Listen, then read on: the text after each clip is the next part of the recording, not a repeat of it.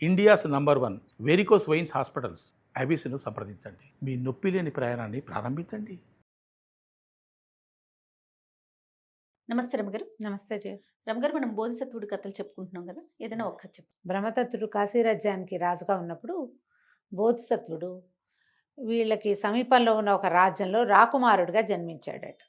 ఆ రాజుగారికి పెద్ద భార్యకి మొదట ఒక కుమారుడు కలిగాడు. చాలా జ్ఞాన సంపన్నుడుగా అవుతాడని చెప్పారట ఆ పిల్లవాడు పుట్టినప్పుడు. వీళ్ళు చెప్తారుగా కార్తాంతికులు. అయితే ఈయన ఏం చేశాడంటే మహాశాసనుడు అని పేరు పెట్టారు పిల్లవాడికి. మహాశాసనుడు పుట్టిన కొంతకాలానికి రాణిగారికి ఇంకో కుమారుడు కూడా కలిగాడు. సోమదత్తుడు అని పెట్టారు. ఈ సోమదత్తుడు పుట్టిన కొంతకాలానికి రాణిగారు మూడోసారి గర్భవతి అయినప్పుడే ఏదో అనారోగ్యం చేసి మరణించారట. ఇద్దరు రాజకుమారులు. ఈయన ద్వితీయ వివాహం చేసుకున్నారు తండ్రి. చేసుకుంటే ఆవిడని ఒక ముగ్గురు నలుగురిని చూసి చాలా అందగత్తెగా ఉన్న ఆవిడని చేసుకున్నారు. ఆవిడంటే చాలా ప్రీతిగా ఉండేవారు. ఆవిడ కొంచెం కుమారులతో అంటి ముట్టినట్టు ఉండేది. కానీ రాజుల ఇళ్లలో ఏముంది, రాణిగారులే వచ్చి పిల్లల్ని సేవించక్కర్లా, పిల్లల సేవకులు వేరేగా ఉంటారు, వాళ్ళకి వేరే నడుస్తాయి కదా. ఈవిడ కొంచెం రాజుగారితో ప్రీతిపాత్రంగా ఉండేది. కొన్నాళ్ళకి ఈవిడ కూడా గర్భవతి అయింది. గర్భవతి అయితే ఆవిడకి ఏదైనా మనసుంటే అడుగు, ఏదైనా మనసుంటే అడగమన్నాడు. ఆవిడ తర్వాత అడుగుతా అన్నది. ఆవిడకు ఒక కుమారుడు కలిగాడు. మళ్ళీ కుమారుడే కలిగాడు. వీడు ఎంతో ముద్దైన పిల్లవాట.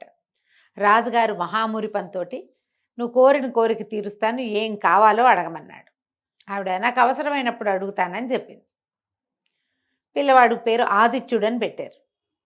ఈ ఇద్దరు పెద్ద మగ పిల్లలు, ఈ చిన్న పిల్లాడు కలిసే పెరిగేవాళ్ళు, బాగానే ఉండేది.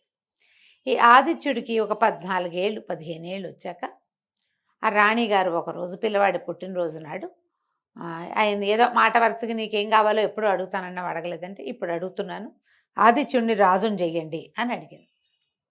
అనేసరికి ఆయన నిర్ఘాంతపోయాడు. అటా చేస్తాము, పెద్ద భార్య పట్టపురాణి పిల్లలున్నారు, జ్యేష్ఠుడున్నాడు, పెద్దవాడు ఉన్నాడు, పైగా అతనేమో రాజుగా తగిన లక్షణాలు కలిగిన వాడు, అట్లా ఎట్లా చేస్తాము కాదన్నాడు. కాదంటే ఆవిడంది మీరు నా పెళ్ళైన నాటి నుంచి నీకేం కావాలో అడుగు అన్నారు. తప్పలేదు, ఇదే నా కోరిక, తప్పలేదు. నేను అడిగింది చేయవలసిందే. ఈయనకేం చేయాలో పాలుపోల చూద్దామన్నాడు. ఇది ఆదిత్యుడికి 14వ పుట్టినరోజు అయింది. 15 ఏడు వచ్చి 15 ఏళ్ల పిల్లాడిని రాజుని ఏం చేస్తారు, వాడు ఇంకా పెద్దవాడు అవ్వాలిగా. ఒకనాడు ఏం చేశాడు, పెద్ద కుమారుని చిన్న కుమారుడిని పిలిచి, ఒరే నాయన, ఇక్కడ పరిస్థితులు బాగుండలేదు, మీ మీద ఏదైనా ఆపద వాటిల్తుందేమోనని నాకు భయంగా ఉంది. కాబట్టి నువ్వు తమ్ముడిని తీసుకుని దేశాటనకి వెళ్ళిపో, కొంత సొమ్ము చెత్తపుచ్చుకుని వెళ్ళు. రేపొద్దున నేను గతించానన్న వార్త తెలిసేదాకా నువ్వు రావద్దు. నా తర్వాత జ్యేష్ఠుడు కాబట్టి రాజ్యం తప్పకుండా నీకు వస్తుంది. అప్పటి వరకు వెనక్కి తిరిగి రావద్దు, ఇక్కడ మీకు ప్రమాదం ఉంది అని చెప్పాడు. సరే కుమారులు ఇద్దరు సరేనని అనుకున్నారు. వెళ్ళిపోమంటాడు తండ్రి. వీళ్ళిద్దరూ ఈ ఊరు వెళ్దాం ఆ ఊరు వెళ్దామని మ్యాపులు చూసి అవి చూసి ఇవి చూసి ఎక్కడికి వెళ్ళాలి మాట్లాడుకుంటుంటే ఆ ఆదిత్యుడు వీళ్ళ వెనకాలే తిరుగుతూ, ఓహో అన్నయ్యలు ఇద్దరు ఎక్కడికో షికారు వెళ్ళిపోతున్నారు, నేను వెళ్ళకపోతే ఎట్టా అని వాళ్ళు బయలుదేరే టైంకి తన గుర్రం వేసుకుని తను కూడా వచ్చేసాడు. వద్దని ఎంత వారించినా వాడు వినలే. మీతో పాటే నేను విడిగా ఉండను, మీరు లేకుండా నేను అసలు ఊళ్ళో ఉండను అని చెప్పి వీళ్ళ వెనకాల పడ్డాడు. ముగ్గురు కలిసిపోయారు. చిన్నరాణికి కూడా తెలిసిపోయింది తన కొడుకు అన్నయ్యలు లేకుండా ఉండడు ఇక్కడికి, అంతే. ఇంకా రాజు కూడా ఏమనుకున్నాడంటే ఇలాంటిది ఏదైనా జరిగితేనే ఈవిడ కొంచెం సరిగ్గా అవుతుందని అనుకున్నాడు, ఊరుకున్నాడు. వీళ్ళు ముగ్గురు ఎన్నో దేశాలు తిరిగారు, ఎన్నెన్నో ఊళ్ళు, ఆ ఊరు ఈ ఊరు బోల్డని ఊళ్ళు తిరిగారు. మధ్యలో ఆ కాలంలో ధర్మసత్రాలు ఉండేవి, క్షత్రియుల పిల్లలకి ప్రత్యేకమైన ఏర్పాట్లు ఉండేవి. వీళ్ళ దగ్గర కొంత ధనం ఉంది, అవసరమైతే అది కూడా వాడుకోవచ్చు. తిరుగుతూ ఉంటే సరే ఒక అటవీ ప్రాంతంలో బాగా దాహంగా ఉందని ఎక్కడో కూర్చున్నారు. దాహం వేస్తోంది అనేసరికి చిన్నవాడు అన్నాడు, అన్నయ్య నేను చూసొస్తాను, మీ ఇద్దరు కూర్చోండి అని చెప్పి ఎక్కడికో ముందుకు నడిచి వెళ్ళాడు. వెళ్తే వాడికి అక్కడ ఒక చెరువు కనపడింది, ఒక కొలను. ఎంత అందంగా ఉందో ఆ కొలంలో ఒక భూతం ఉంది. కుర్రాడికి అది తెలియదు. నీళ్ల కోసం దిగాడు, ఒక చుక్క తాగాడేమో, ఇక అందులో బందీ అయిపోయాడు. ఎంతసేపటికి తమ్ముడు రాల. మహాశాసనుడు కాళ్ళు చాపుకుని పడుకున్నాడు కింద. అయ్యో ఏమిట్రా ఇంతసేపు అయినా రాలేదు అని లేవబోయాడు. లేకపోతే సోమదత్తుడు, నువ్వెందుకన్నయ్యా లేవడం, నువ్వు విశ్రాంతి తీసుకో, నేను వెళ్ళి చూసొస్తాలే అని. సో ఈ ఆదిత్యుడు వెళ్ళిన దారిలోనే సోమదత్తుడు కూడా వెళ్ళాడు. వెళ్తే చెరువు కనపడింది. కనపడితే మామూలుగా ఆలోచించాలి కదా, ఇదేంటి చెరువు ఉంది, తమ్ముడు మునిగిపోయాడా, ఏమయ్యాడు, ఎక్కడికి వెళ్ళాడు, కాళ్ళు వెళ్ళినాయా, అవన్నీ చూడాల. అప్పటికే చాలా దాహంగా ఉంది, కొన్ని గంటలైంది మంచినీళ్ళు తాగి. నీళ్లు తాగి చూద్దామని దబదబా దిగేశాడు నీళ్ళల్లోకి. దిగంగానే ఇది భూతం పట్టేసుకుంది. ఎప్పటికీ రాలా సోమదత్తుడు. తమ్ముళ్ళిద్దరూ ఏమైపోయారో తెలియలా ఇతనికి.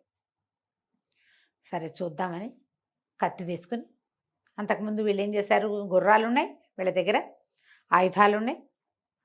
తమ్ముళ్ళిద్దరూ ఆయుధాలు వదిలిపెట్టి ఒట్టి చేతులతోటే వెళ్ళారు. ఇతను మాత్రం తనది బ్రహ్మాండమైన చంద్రహాసాన్ని పట్టుకుని, ఖడ్గహస్తుడే వచ్చాడు, హాసాసండని రాస్తారు, కత్తి పుచ్చుకుని వెళ్ళాడు.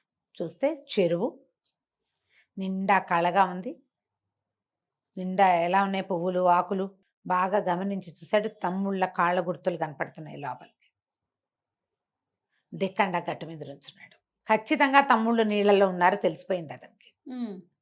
ఈ లోపల ఉన్న భూతం చూసింది రావటల్లా. మహాశాసనుడు దిగేలాగా లేడు. మిగిలిన ముందొచ్చిన వాళ్ళిద్దరూ జ్ఞానశూన్యులు, దిగేశారు నీళ్ళలో. ఇతను అట్లాంటి వాడు కాదు, వీడు తెలివైన వాడు. వీడు తెలివి. రెండోది పరకాయించి చూస్తున్నాడు. తమ్ముళ్ళిద్దరి కాళ్ళ గుర్తులు లోపలికి కనపడుతున్నాయి, బయటికి కనిపించట్లా. అడుగులేస్తే ఎవరైనా వస్తే కనపడద్దు మరి. ఇక ఎంతసేపటికి దిగల. ఇక దిగడని నిశ్చయించుకొని ఈ లోపలున్న భూతం ఒక బోయవాడి స్వరూపంలో ఇంకో పక్క నుంచి వచ్చింది. ఎవరు పోయి నువ్వు అని అడిగి, ఈ కొలంలో నీళ్లు ఎంతో రుచిగా ఉంటాయి, అలసట పోగొడతాయి, మంచినీళ్ళు తాగు, మాట్లాడుకుందాం అనేసరికి నేను నీళ్లు తాగను, మా తమ్ముళ్ళు ఇద్దరు వచ్చారు, తమ్ముళ్ళు నీటిలో ఉన్నారేమో అని అనిపిస్తోంది అనేసరికి, మరి దిగిన వాళ్ళు తెలివి తక్కువ వాళ్ళు అయితే నీళ్ళలో ఉండాల్సిందే అని చెప్పాడు పోయేవాడు. ఇతనికి ఏమనిపించింది, ఇంత నిర్మానుష్యంగా ఉన్న అడవిలో ఇప్పుడు ఒక 10 రకాల కాళ్ళ గుర్తులు ఉన్నాయి అనుకో, చెరువు కట్టున పోనీ ఒక రకం, ఇక్కడ ఉన్నవి 2 కాళ్ళ గుర్తులు, ఆ 2 తన తమ్ముళ్ళవి. తన ముందే వాళ్ళిద్దరు అక్కడికి వచ్చారు. మూడో మనిషి లేడు. బోయేవాడు ఇందులో మంచినీళ్ళు తాగుంటే ఆల్రెడీ తాగి పైకి ఎక్కాడంటే వాడి కాళ్ళ గుర్తులు ఉండాలిగా, అంతే, అవి లేవు. ఇతను ఎక్కడి నుంచో వచ్చాడు. ఇవి మధురంగా ఉన్నాయి, ఈ నీళ్లు తాగితే నీ కోపిక వస్తుందని ఎటా చెప్తాడు తాగని వాడు. ఒకవేళ ఇతనే తమ్ముళ్ళని ఏదో చేశాడు అనిపించేసరికి కత్తి తీసాడు. నిజం చెప్పు, మా తమ్ముళ్ళు ఏమయ్యారు, ఇద్దరు ఇక్కడికి వచ్చారు అనేసరికి బోయవాడు నవ్వాడు. ఇది కుబేరుడి కొలను. ఈ కొలంలోకి దిగినవాడు జ్ఞాన సంపన్నుడు కాకపోతే వాడు నా పాలపడతాడు. నేను దీనికి కాపలాదారిని. నీ ముందొచ్చిన వాళ్ళిద్దరికీ జ్ఞానశూన్యులు, వాళ్ళు తెలివిగల వాళ్ళు కాదు. తెలివిగల వాడినే నేను వదిలిపెడతా. నా లోపలికి దిగిన వాడు ఎవడైనా సరే నా వాడేవాడు. వాడికి జ్ఞానం ఉంటేనే వాడిని వదిలేస్తా. నువ్వు తెలివిగల వాడివి పైన ఉంచున్నావు, దిగితే నీ సంగతి నాకు తెలుస్తుంది అన్నాడు. అంటే మహాశాస అంటాడు, నీకు జ్ఞానమే కావాలంటే నేను బోధిస్తానే, చిన్నతనం నుంచి చదువుకున్నాను నేను. నీకు ఏ విషయంలో కావాలో చెప్పు, ఏది కావాలి నీకు, అది నేను నీకు చెప్తాను. కానీ నాకు చాలా అలసటగా ఉంది, తమ్ముళ్ళని పోగొట్టుకున్నానన్న దిగులు ఒకటి పట్టుకుంది. నా ఆకలి అలసట 2 తీర్చావంటే అప్పుడు నీకు కావలసిన జ్ఞానాన్ని బోధిస్తాను, మా తమ్ముళ్ళని నాకు అప్పచెప్పు అనగానే ఆ భూతం అంది, ఇక్కడే నాది పర్ణశాల ఉంది రా అని ఇతన్ని బోయవాడి వేషంలోనే మహాశాసనుడిని వెంబడిపెట్టి తీసుకుపోయి అక్కడికి వెళ్ళి శుభ్రంగా పళ్ళు తిని మంచినీళ్ళు తాగి ప్రశాంతంగా కూర్చుని, మహాశాసనుడు ఇతను ఎవరు బోధిసత్వుడు, కిందటి జన్మలో జ్ఞానం సహజంగా ఉంది ఆయనకి. ఓహో, అప్పుడు ఇతను అడిగినటువంటి ఆత్మజ్ఞానాన్ని ఇతనికి చెప్పాడు ఆ బోయేవాడికి.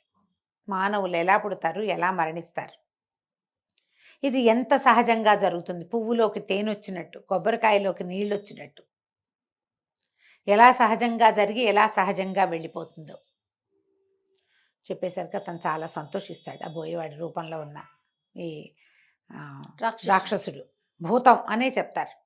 చెప్పు, సరే చాలా సంతోషించా, నాకు అర్థమయ్యేలాగా చెప్పావు, నువ్వు జ్ఞాన సంపన్నుడివి, నేను ఒప్పుకుంటాను.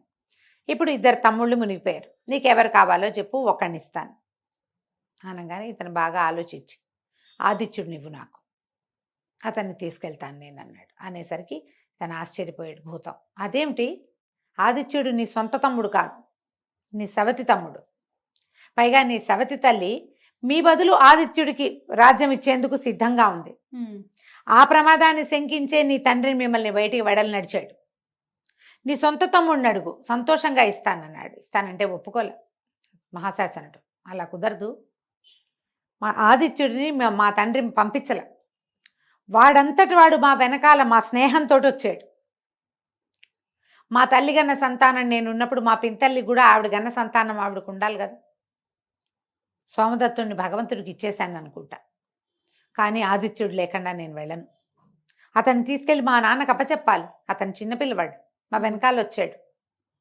రాజ్యం మా తండ్రిది, ఆయన ఏం చేయదలుచుకుంటే అది చేస్తాడు.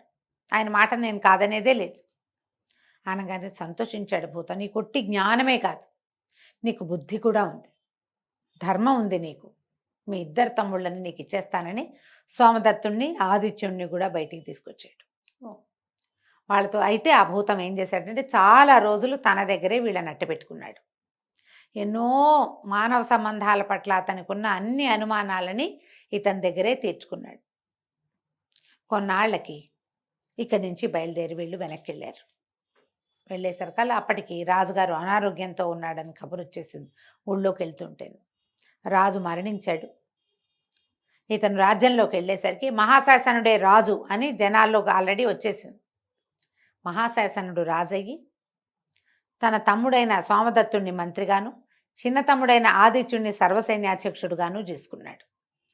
తమకు సహాయం చేసి తమ్ముళ్ళని మళ్ళీ తనకి తిరిగి ఇచ్చిన భూతానికి కూడా తన రాజ్యంలో తనతో పాటు తీసుకొచ్చుకుని తన రాజ్యంలో అది ఉండడానికి ఒక నివాసాన్ని కూడా ఏర్పరిచి తమతో పాటే ఉంచుకున్నాడు. బాగుంది. బోధిసత్వుడు శరీరం విడిచిపెట్టినప్పుడు ఆ భూతం కూడా ఈ రాజ్యాన్ని విడిచిపెట్టి వెళ్ళిపోయిందట. ఓ కంచికి మనం ఇంటికి. చాలా బాగుంది రమ్మగారు. నమస్తే అండి. నమస్తే.